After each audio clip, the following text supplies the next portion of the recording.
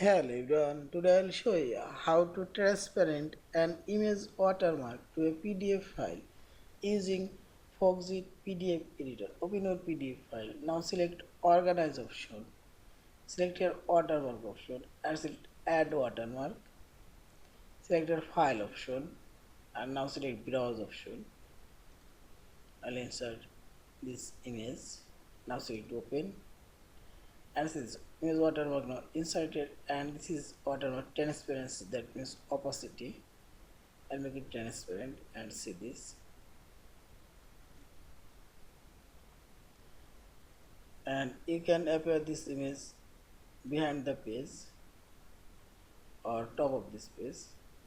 I'll make it behind the page and simply select OK and see this, a transparent image watermark now inserted behind this page. Yeah, and finally select this file option, save or save as your PDF file.